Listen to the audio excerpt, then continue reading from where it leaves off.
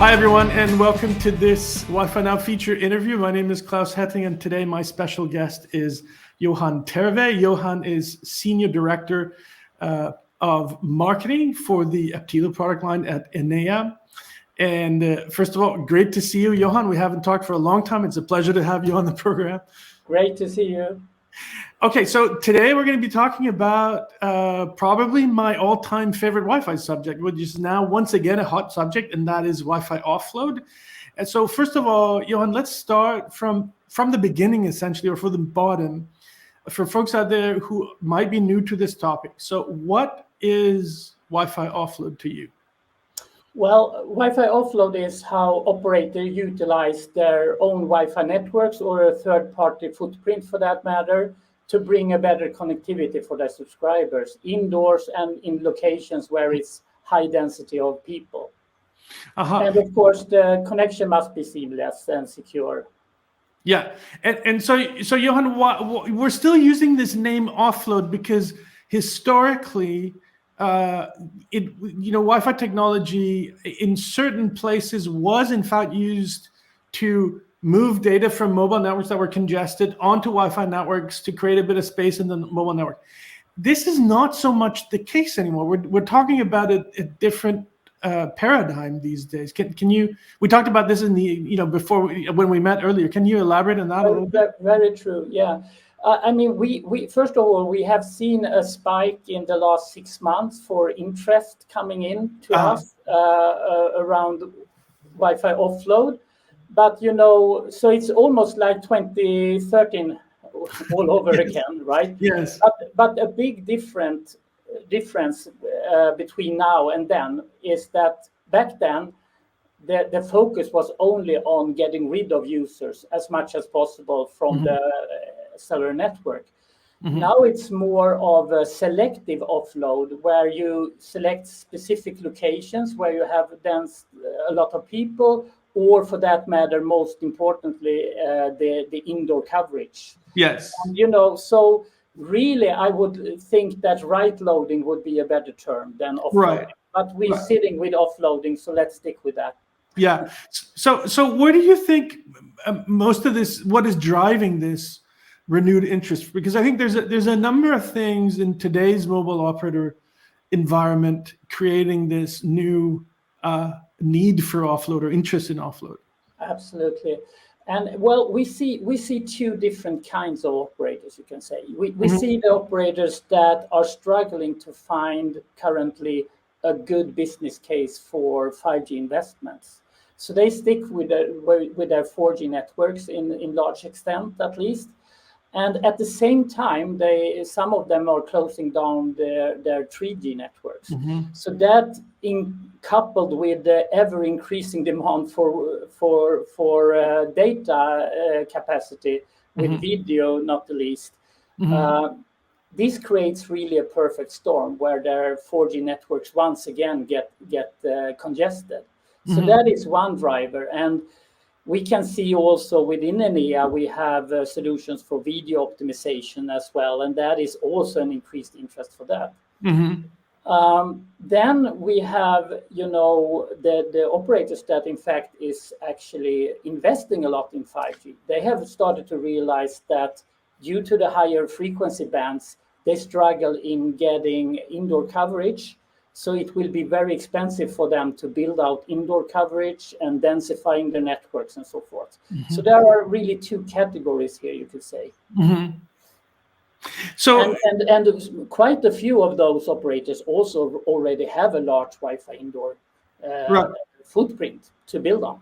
Correct. So when we're talking about indoor coverage, I guess we're talking about not so much of the residential, because that's kind of in many ways off limits for mobile operators to actually put additional equipment there. But we're talking about enterprises, we're talking about public spaces, potentially maybe even in some countries certain outdoor areas. Those are the areas that are of interest here, because otherwise these would need to be covered by DAS essentially, so indoor cellular, right? Right.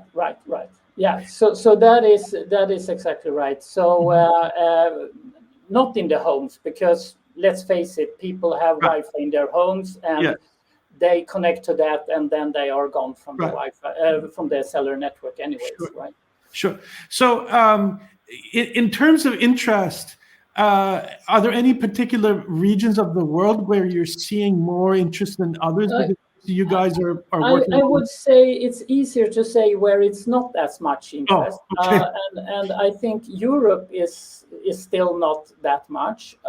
We see a lot of interest from Asia, parts of Africa, North America, South America. That is what we see. Yeah. Right.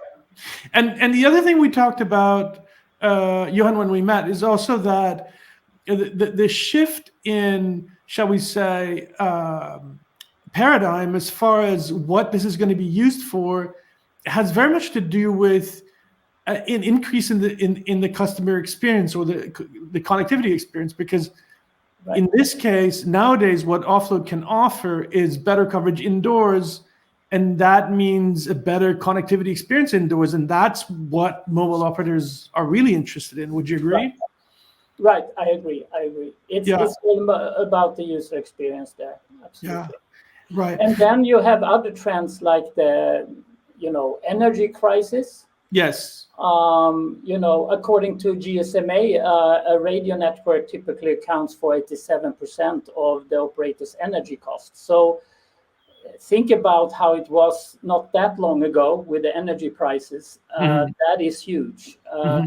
And I think there is some consensus that Wi-Fi is more energy effective, but there is really not a good study telling exactly how much yet. But I'm looking forward for that, of course. Right. No, same here. And then obviously there's new standards involved as well, right? And I mean, Wi-Fi 6 is really a game changer for carrier Wi-Fi, because there has always been 3GPP advocates saying that, Wi-Fi is only best effort, etc.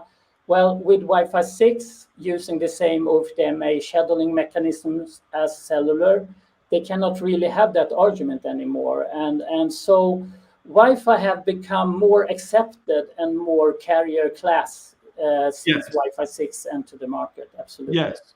And Wi-Fi 6E is available spectrum has tripled since Wi-Fi 6E for Wi-Fi. So absolutely. So we've also in the past and even now been subjected to some pushback, right, from mobile operators when folks like you and I proposed to them that they should try to incorporate Wi-Fi into their networks and so on. And this has had for a number of reasons that are not unreasonable. Do you want to go through those, because I think those are good? Well, I think mobile operator is a large organization, right? So there are always people that are religious about 3GPP, of course. And the mobile operators network people may say that they have overcapacity in the networks, and they are not lying. That's probably true. On an average, it is overcapacity. But if you look at it, there will always be bottlenecks in some location where they really have a bad user experience, and indoor coverage again. So saying that we have overcapacity is a little bit like saying to a person that is drowning that, it's a lot of oxygen up there. It doesn't really help when you are in a certain location, right? No. So that is one pushback. And, another pushback that we sometimes get is that, we cannot save that much money on the equipment, etc. And, it's not about the cost savings. No, it's about the user experience. Yes. Look at recent or studies that Efficient did a few years back, and is still valid. Operators use 15 to 20% of the revenues for customer acquisition and retention activities. Yes. And Shaw in Canada, they had 35% less churn with people that signed up for the Wi-Fi service. Right. So that means how much is 5 to 7% of an operator's revenue? That's quite a lot of money to play with and get return on investment on. Right? Sure. And you'd think it would be a competitive factor, right, for these Absolutely. operators, especially at a time when, you know, it's pretty much, I mean, it's super hard to compete, right? I mean, there's not that many differentiators around these days. Right, exactly. And what we have seen around the world is that it's always one operator that, and that goes back to 2013. One operator started in a country, and then all the others needed to jump onto the bandwagon. Yes. I'm super curious, Johan. Are you, for want of a better word, taking orders from companies now that, or operators now that are saying we want to do this? And yeah, I mean, as you know, it's long sales cycles. Sure. So for the last few years, our main business, I must say, have not been offloading. It has been B2B Wi-Fi services that operators want to deploy. Now, recently, 6 months, we have had, I mean, probably more requests from operators than we have had in a few years. Wow. So all of a sudden, it is a big interest in this, and that's kind of interesting. And the good news here is really that, you know, since we have sold a lot of B2B Wi-Fi to operators, we have good solutions for that. And the beauty with that is that you can get your Wi-Fi offload footprint and getting paid for it by selling B2B Wi-Fi services and then add an additional SSID for offloading. Correct. That's great for them. Yeah. So, and I can tell you, Johan, this is I'm super happy to hear this, because I have thought for a long time that Wi-Fi offload has to come back, but it was only in my own head, more or less. But now I've heard from you, and I've heard from several other people that it really is the case, and it seems to be a naturally occurring phenomenon now, and for good reasons, for all the reasons that we mentioned. So it's great to have this confirmed. Can you say something about how offload works in the context of 5G, because there is some new or potentially new platform technology that's needed in this case? You know, I mean, first of all, in the latest 3GPP spec, Wi-Fi has a more a bigger position, so to speak, and it's more accepted within the 3GPP community nowadays, I think. There are some new, very interesting standards like ATSSS. Let me come back to that. Yeah. But that is not really, I think, something that will happen anytime soon, because it takes time. What I think is, you know, it is business as usual also in 5G networks, but it is an increasing need for this due to the fact we talked about difficulties to reach indoor locations. Also, 5G and TikTok and what else have you is driving even more data, right? Sure. So people are used with having a good capacity, and then they get disappointed when they come indoors. So that is another thing that drives this. When it comes to the new standard like ATSS, which is access traffic steering, switching, and splitting, it's a mouthful, but basically it is where you can have both Wi-Fi and cellular at once. And then you drive everything back to the mobile core, and then the mobile core put it together in one stream and send it to the destination. Right. So the question is, right. Sorry, go ahead. Yeah, I was saying that, you know, it's a beautiful thought, but, you know, there are many of us in the industry that thinks that it is a beautiful thought, and we just hope that the device manufacturer will think so too. But it will take time before it happens, if it happens. We have seen from before that NDSF, for instance, never happened.